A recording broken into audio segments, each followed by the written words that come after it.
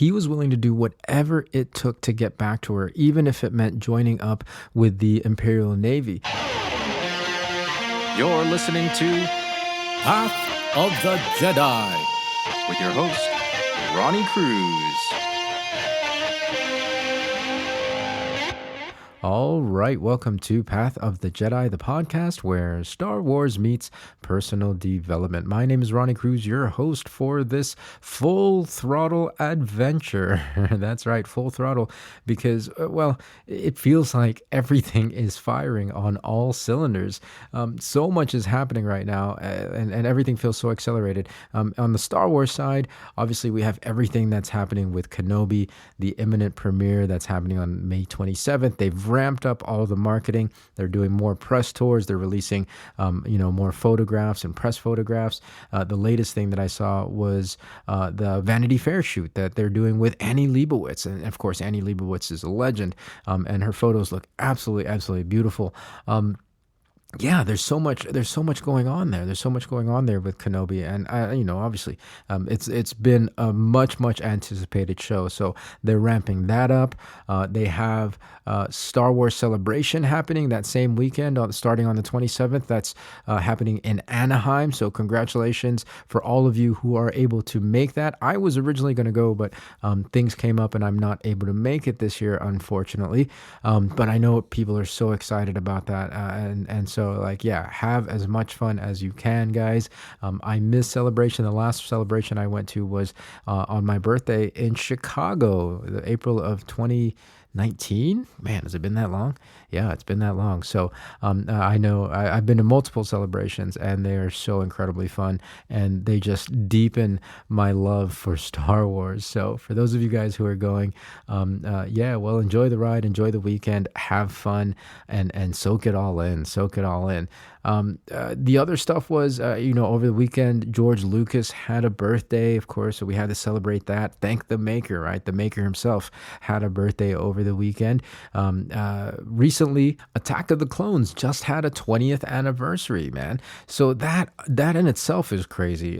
For me, I can't believe it's already 20 years old, especially for the way I think about the prequel trilogies is I still think of them as newer Star Wars, right? Because I grew up with the original trilogy, and so anything prequels moving forward is new Star Wars to me. And to hear that Attack of the Clones is 20 years old is amazing. It's amazing, and I love that it's aged well over the years, in that people have grown to love it more than when it was originally released, right? So I love that it's getting its due. I love that Hayden Christensen, and Ewan McGregor are reuniting for the Kenobi show. So there's a lot of synergy going on in the world of Star Wars. Like I said, full throttle, right? Full throttle. Now, for me, from my end, there's a lot going on too. I'm taking on new projects. I'm starting new things, and so everything is amazing, and it's working well, and I'm so excited about what's unfolding. And of course, you guys know some of these things, right? We started the ongoing weekly book discussion. We just started a new book called "Are You Up for the Challenge?" So again, if you guys want to join that, absolutely free. Another source for your personal development. So now you have twice a week, right? You have Path of the Jedi happening in the middle of the week, and then you can tune into our weekly Zoom calls that happen every Sunday at 8 p.m. Eastern, where right now we're currently discussing the book called "Are You Up for the Challenge?" by Rod Hairston. And this is a completely free thing that you can participate in. No cost to you. All you have to do is actually get your copy of the book, and you can do that from pathofthejedi.com and go to our recommended reading list and get your own copy, and then join our free online community, Path of Growth, on Facebook, right? So there's a Path of Growth community. It's facebook.com/groups/Path of Growth, and you'll be able to get the info for the Zoom every Sunday. You'll know what chapters that we'll be covering each week, and that's that's it. And that's it. Again, it's another source of personal development. It's more interactive than it is just listening to a podcast. Although I love podcasts, I also like to interact, right? And with these situations, it's more of a classroom kind of setting, right? And the way I facilitate trainings and calls, especially on Zoom, is I like it to be more Socratic. So again, very, very interactive. I like to hear the feedback. I like to hear your guys' insights. So again, if you want to join that, I'll leave the links in the show notes.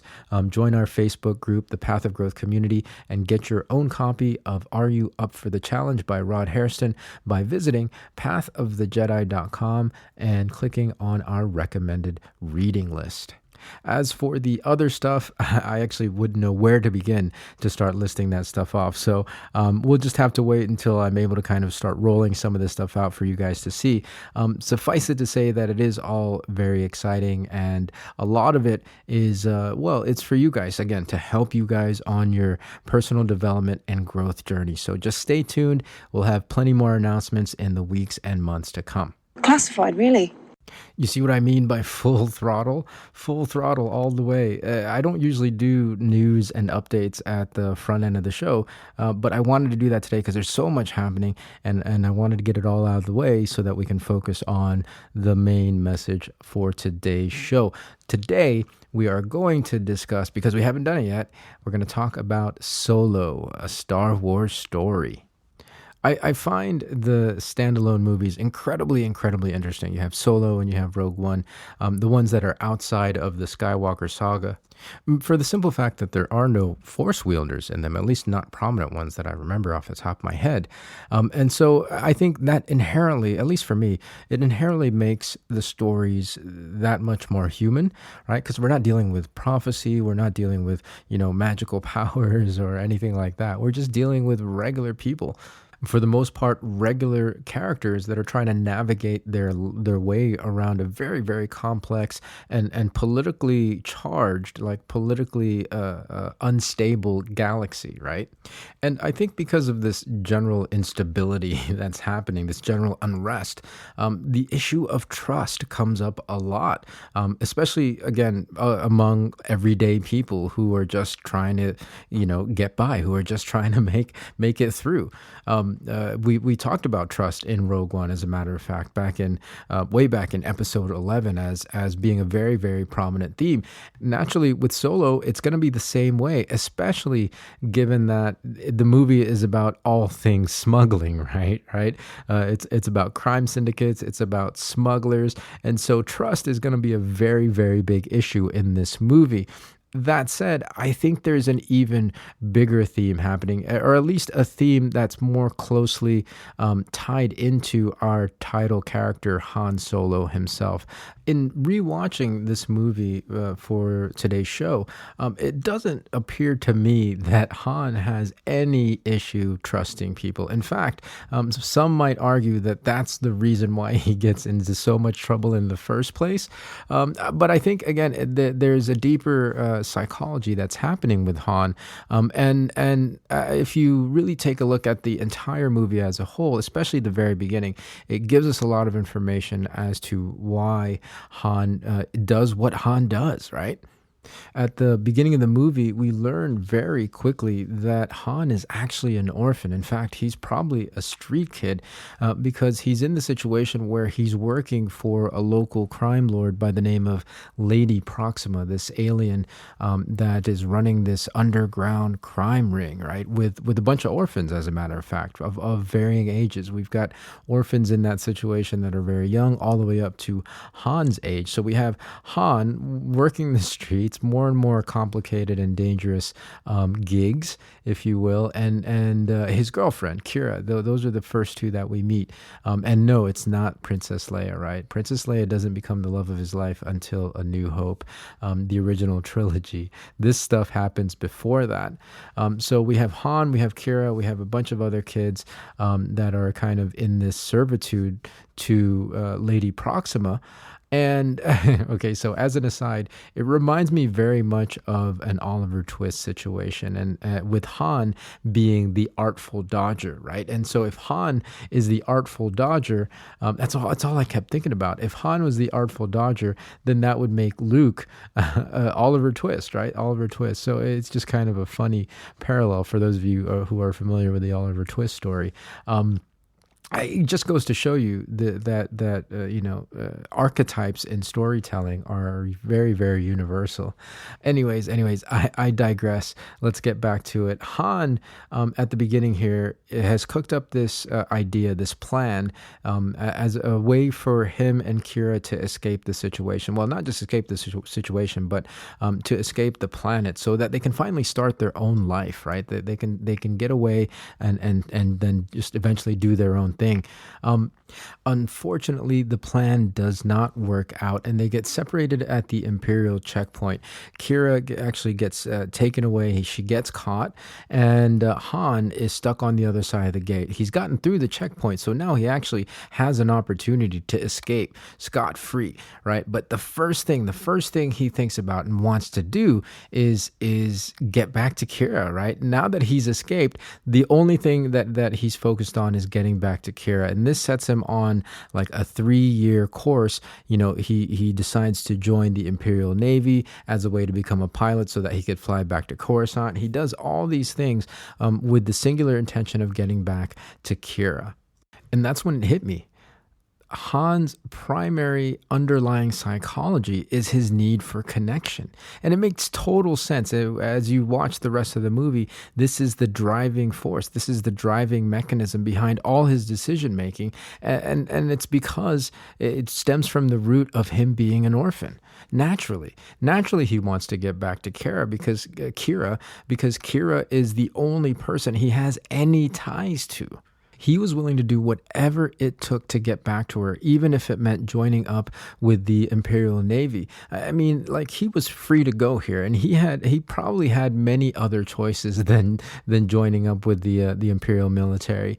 But that's what he chose, right? Like, he made this rash decision because he immediately, the only thing he could think of was getting back to Kira, right? And this was the immediate option.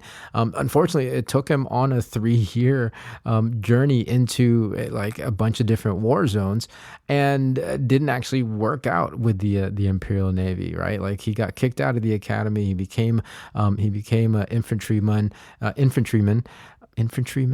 Is that how you pronounce it? Well, he became part of the infantry, and he just like ended up hopping from war zone to war zone until he eventually deserted, right? He eventually deserted, and that's how he met up with Chewbacca. That's how he met up with the merry group of bandits led by Woody Harrelson's character Beckett. And naturally, why wouldn't he, right? Like, that was more of a at-home situation for him. He was more comfortable being a bandit and an outlaw because that's how he grew up, right?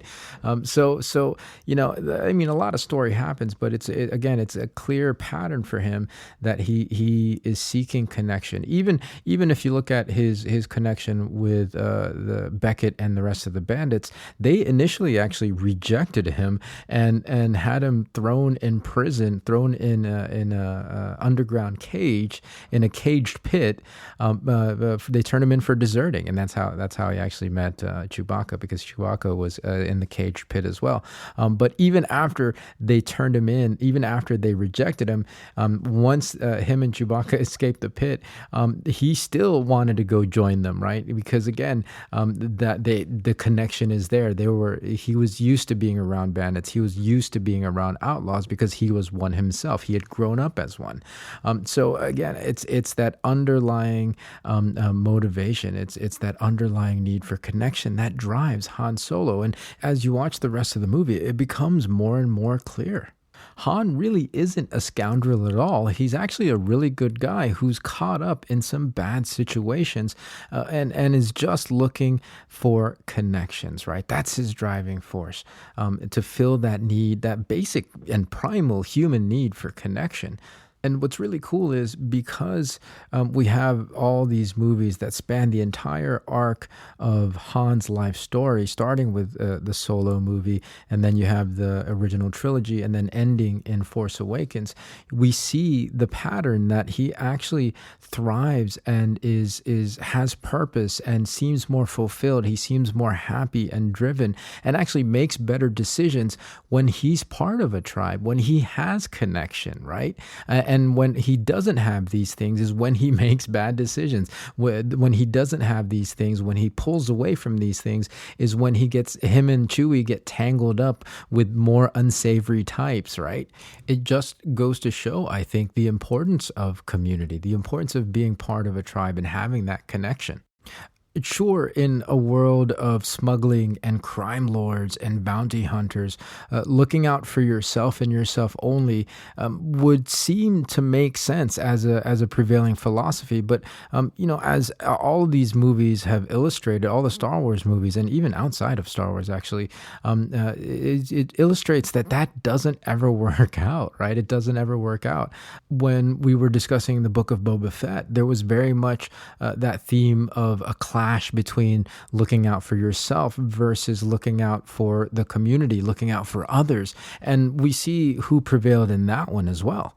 Bottom line, there is greater advantage and benefit to being part of a community, being part of a tribe, than not.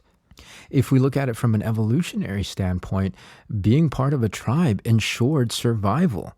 And when we fast forwarded and as we got more advanced as a species, the tribe, the community, no matter how big or small, provided support socially, provided support mentally and emotionally.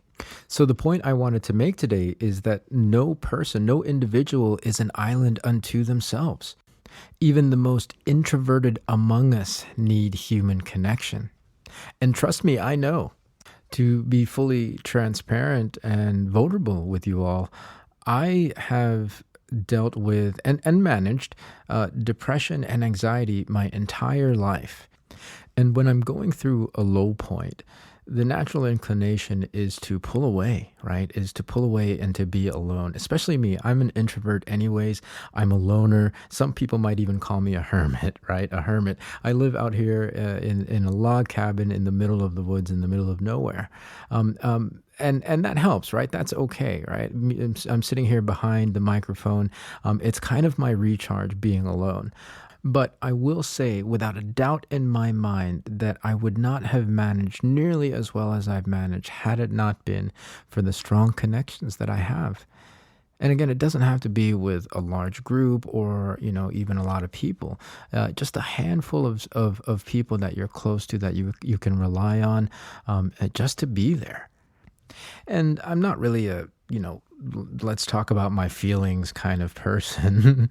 I'm more of a, let's just spend time, right? Let's just hang out. Just knowing that I have people in my life that I can do that with, it gives me strength. It makes me feel better. So don't underestimate the importance of connection. Look, the last handful of years has really done a number on all of us. Everything that's happened has thrown us all for a loop. So it's natural if you're feeling a certain sort of way. I just want you to remember that you're not alone. Reach out, connect. To once again quote John Donne, "No man is an island entire of itself. Every man is a piece of the continent, a part of the main." All right, well, that is going to do it for today's episode. Well, what do you guys think? Completely. Okay, so that went in a direction that I did not foresee. I had thought about this episode, and my notes had gone a completely different direction than it actually went. But I'm glad it did go there today, right? I think that it paints I don't know. I feel like I have a better understanding of Han Solo, and I've shared some stuff with you guys about myself to hopefully help you get a better understanding of me, and also ultimately all of that to help you get a better understanding of yourself. So I want to know what you think. Hit us up on our Twitter. It's at POTJ Podcast, or you can reach out to us on Facebook, facebook.com/POTJ Podcast. You can also send an email or an MP3 to info@pathofthejedi.com. Just make sure you put the title of this particular episode in the subject heading. Another reason why I'm glad the conversation went the way it did today is that it just so happens to be Mental Health Awareness Month, right? Mental health awareness. So I'm going to leave some links, some resources in the show notes of today's episode for you guys to learn more about Mental Health Awareness Month, learn where it came from, and all that other good stuff. Especially, again, if you happen to be feeling a certain way, I want you guys to have the resources to be able to help you get through, right? Help you get through. So make sure you check the show notes of this episode for those links, for those resources. Your antenna's bent. And speaking of Mental Health Awareness Month, it's time for this week's shout out. All right, this week I wanted to give a shout out to my acupuncturist, Jennifer Blatnick. That's right, Jennifer Blatnick out of Asheville, North Carolina. I wanted to give a shout out to Jennifer because she has been integral to my mental health over the last couple of years. I started seeing her, I don't even know how long ago, maybe 2017. Like she's just so good at what she does, right? She has this kind of natural, intuitive nature about what exactly I need, all from asking, a handful of questions, right? And not only do I feel better after every treatment, but the long-term benefits, right? The cumulative benefits in the long term, I've definitely noticed that the combination of her treatments and the supplements and the herbs that she prescribes to me have really helped me over the years get more of an even keel, right? And I noticed actually because of pandemic we were not able to see her as often. Not seeing her as often has made a difference as well. So be open to other modalities of treatment for anything, whether it's your physical health or your mental health or both, right? And so I tend to lean more towards holistic methods and more natural methods, and having found Jennifer and now having been seeing her over the last handful of years, I can't say enough how much of a difference that's made in my life. So Jennifer, thank you for all you do, especially in the midst of a pandemic. You're still willing to see us, and in the meantime, congratulations on your baby, right? She just had a baby. It's been a year already almost. So better late than never on the congratulations. But thank you again for everything, Jennifer. You've made a huge difference in my life. You've made a huge difference in my mental health. And so this week's shout out goes to you. All right, that's going to do it for today's episode. Thank you guys so much for tuning in today. I have no idea yet what next week is going to be. I haven't planned that out, but with Kenobi on the 27th, that's still at least 2 weeks away, if that. So we'll see. We'll just see what happens. Either way, I guarantee you're going to have a fresh new episode waiting for you next week here on the show. So until then, everybody, please be well, be safe, and may the Force be with you. This podcast is not endorsed by the Walt Disney Company nor Lucasfilm Limited and is intended for entertainment, educational, and informational purposes only.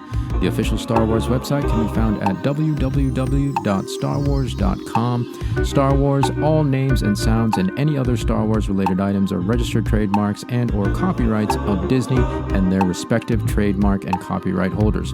All original content of this podcast is intellectual property of Path of the Jedi unless otherwise indicated.